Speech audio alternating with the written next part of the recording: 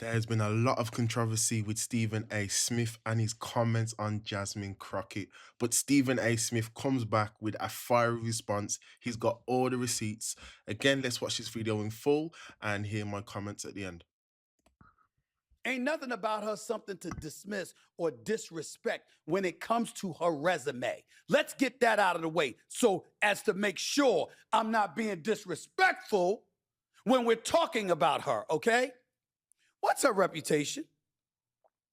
Crockett's performance in the House, according to research, and her success in delivering wins for her district is quote unquote mixed.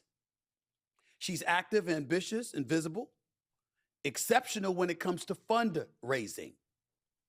But many of her major efforts are still works in progress, bills stuck in committees, introduced but have stalled, etc., according to Congress.gov. I'm just reading.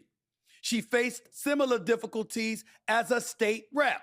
The Texas legislature's sole black freshman had big plans for her first session. She ended up mostly playing defense, according to them. And what the implication was is that while she's great at fundraising, the challenge for her was cultivating relationships in Congress. And what does that mean? Potentially going across the aisle when you don't want to. Potentially going across the aisle, okay, when it might be in the best interest of the 750,000 constituents you represent. We know you're a Democrat. We know how disgusting and vile you find the president to be. You've told us on more than one occasion.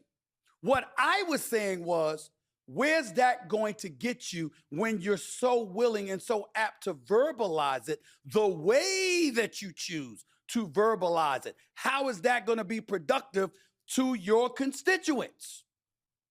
You have every right to feel the way that you feel about them.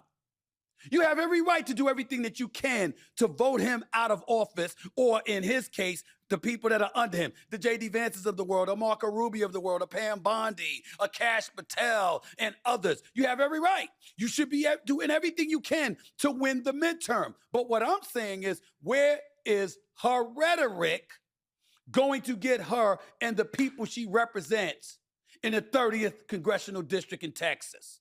What am I talking about? To my producers, could y'all play the clip when she's talking about the president as an enemy of the United States? Could you play that, please? Your reaction to his appointment? He needs to go. I mean, this is very simple.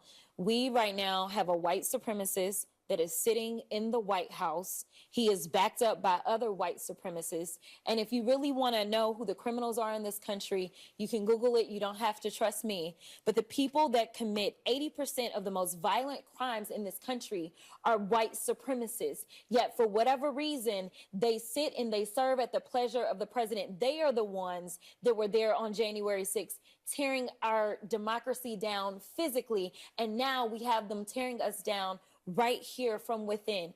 Here is the problem. Of course, Congresswoman, to interrupt you, but President Trump, of course, has denied any allegations to the white supremacists, and that's why he apparently fired what he. I know your point, but he did fire Darren Beatty in reaction, they believe, in part to his attendance at that conference. Does that change your opinion in any way? No, it doesn't change my opinion. So that's the first clip.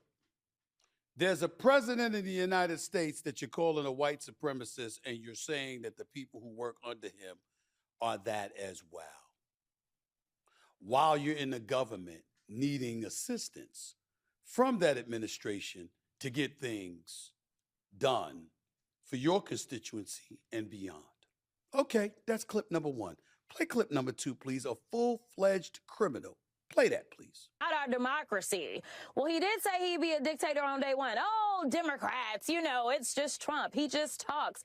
Well, let me tell you something. He is doing more than talking. We talked about Project 2025. We talked about the consolidation of power. We talked about how he wanted to be a king. We talked about in a democratic republic, that is not what it is. We have some sort of checks and balances, and he is doing everything that he can to get rid of those checks and balances. The DOJ and the people that he's going after were simply doing their jobs. The problem is that Americans Republicans thought that it was okay to take a full-fledged criminal and make him the president of the United States, and then they want to act aghast when he does criminal things. Let me tell you, we have a thug in charge of the United States, and if we don't wake up, we may not have a United States, because right now he has only been successful in being a divider in chief.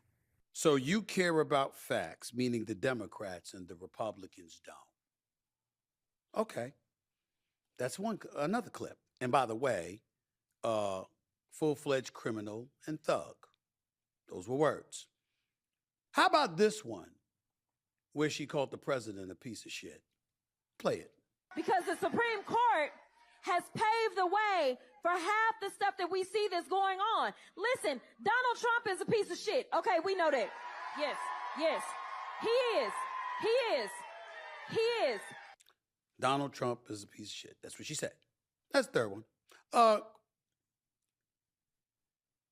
There's another one here where she's talking about how the GOP doesn't care about facts, but the Democrats do. You just heard that. There was also another one where she called them again a white supremacist. But it didn't just stop there. She went to her own governor of the state of Texas, who's in a wheelchair, by the way. Keep that in mind. And listen to what she said about him. We in these hot-ass Texas streets, honey. Y'all know we got Governor Hot Wheels down there. Come on now. And the only thing hot about him is that he is a hot-ass mess, honey. So yes. Governor Hot Wheels.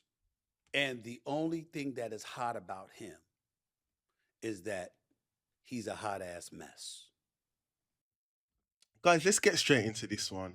Absolutely wild. Stephen A. Smith has his receipts and absolutely, objectively cooks Jasmine Crockett.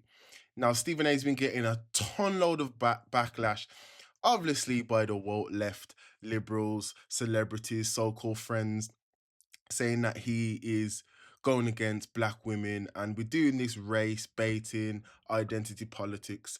But let's think about this objectively. This is a lawyer and a representative within politics for the state of Texas speaking about the president as a white supremacist, talking about how he is a thug and that he is a piece of shit.